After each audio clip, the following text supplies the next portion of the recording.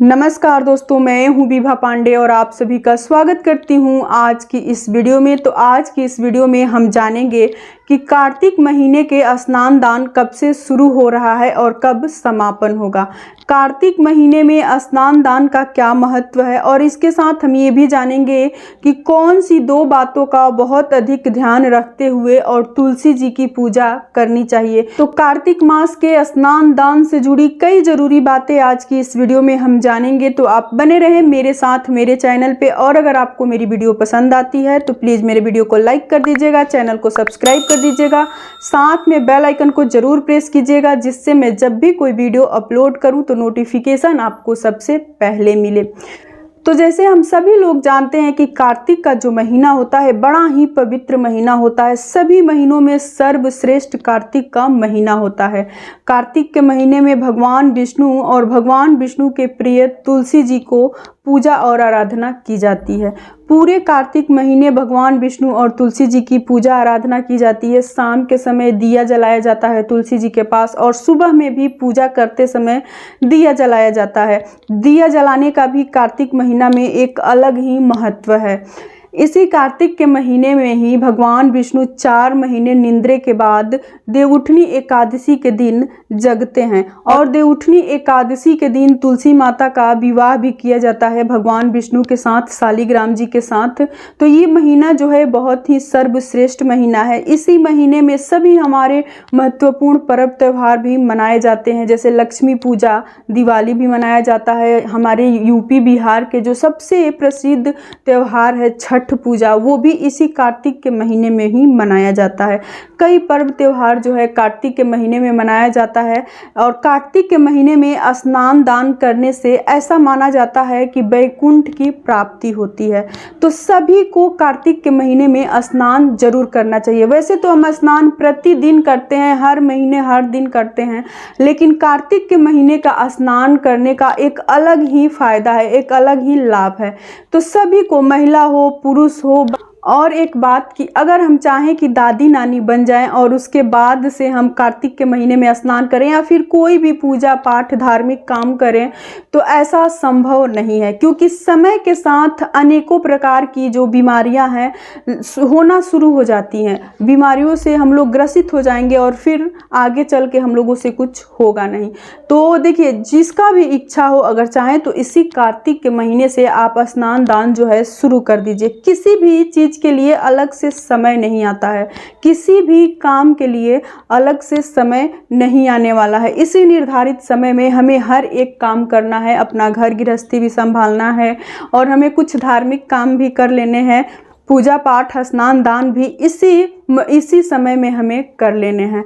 तो इसलिए जिस किसी भी माताएं बहने का इच्छा हो तो इस कार्तिक के महीने से जो है स्नान दान करना शुरू कर दें। इस बार शरद पूर्णिमा 9 अक्टूबर को पड़ रहा है, और 10 अक्टूबर से कार्तिक का महीना शुरू हो जाएगा। तो 10 अक्टूबर से हमें स्नान दान भी अपना शुरू कर देना है, और 8 नवंबर तक करना है। 8 नवंबर को कार्तिक पूर्णिमा है, 8 नवंबर तक हमें अपना स्नान दान भी करना है। सबसे पहले हम ये जान लेते हैं कि हमें स्नान कैसे करना होता है, कब करना होता है। तो स्नान हमें ब्रह्म मुहूर्त में करना होता है। सुबह सवेरे 4 बजे उठकर और ब्रह्म मुहूर्त में स्नान किया जाता है। सूर्य उदय से पहले हमें स्नान करके और तुलसी माता की पूजा कर लेनी होती है, क्योंकि जैसे सूर्य उदय होते हैं लाल धाही जैसे दिखाई देने लगता है, ठीक उसी समय हमें सूर्य भगवान को भी जल देना होता है। लाल धाही का जल देने से जो भी हमारे इच्छाएं रहती हैं वो पूर्ण होती हैं, पूरा हो जाता है हमारा इच्छा। तो आपको ब्रह्म मुहूर्त में स्नान करना है। और वैसे तो बहते जल में स्नान करने का परंपरा है, नियम है, लेकिन सभी को बहते जल में स्नान करना सभी के लिए संभव नहीं है, क्योंकि गंगा नदी सरोवर जो है पास में सभी के तो होते नहीं हैं। तो उसके लिए आपको क्या करना है कि गंगा जल कार्तिक महीना शुरू होने से पहले गंगा जल आप अपने घर में मंगवा कर रख लीजिए, और ठंडा पानी में आप गंगा जल मिला लीजिए। गर्म पानी से कार्तिक के महीने में नहीं नहाया जाता है। ठंडे पानी में गंगा जल मिलाकर, और किसी खुले जगह पे, देखिए बाथरूम जो बंद होता है रूम, उसमें हमें स्नान नहीं करना होता है। तो आप अपने छत पे या फिर बालकनी में भी स्नान कर सकते हैं। ठंडे पानी से गंगा जल मिलाकर और खुले जगह में स्नान करना है। और स्नान करने के बाद से सबसे पहले तुलसी जी की पूजा करनी है। तुलसी जी की पूजा में 2 बातों का बहुत अधिक ध्यान रखना है। तो पहला बात कि पूरे कार्तिक महीने तुलसी जी को सिंदूर नहीं लगाना है जब तक कि तुलसी जी का विवाह ना हो जाए। देवउठनी एकादशी के दिन तुलसी जी का विवाह किया जाता है, उसके बाद से तुलसी जी को सिंदूर लगाया जाता है। किसी कारणवश जो देवउठनी एकादशी के दिन उनका विवाह नहीं कर पाते हैं, वो पूर्णिमा से पहले उनकी विवाह कर लेते हैं, लेकिन जब तक विवाह ना करें तब तक तुलसी जी को सिंदूर नहीं लगाना है।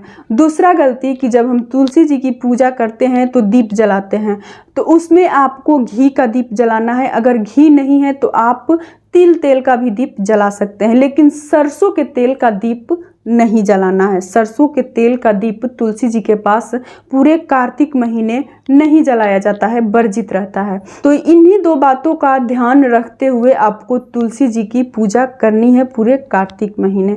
और धूप दीप अगरबत्ती फूल जो भी आपके पास हो, माता तुलसी को पूजा कीजिए, भोग लगाइए। प्रतिदिन जैसे पूजा करते हैं वैसे ही तुलसी जी की पूजा करनी है। तुलसी जी का जो स्थान होगा उसे थोड़ा गंगा जल डाल के किसी कपड़े से पोंछ दीजिएगा, साफ कर दीजिएगा, उसके बाद ही तुलसी जी की पूजा कीजिएगा। प्रतिदिन तुलसी जी के जगह को साफ कीजिएगा। कई लोग जो हैं पूरे कार्तिक के महीने व्रत रखते हैं, पूरे दिन व्रत रखते हैं और शाम के समय सेंधा नमक डालकर और खाना बनाकर खाते हैं। सिर्फ पूरे दिन में एक टाइम खाना खाते हैं शाम के समय।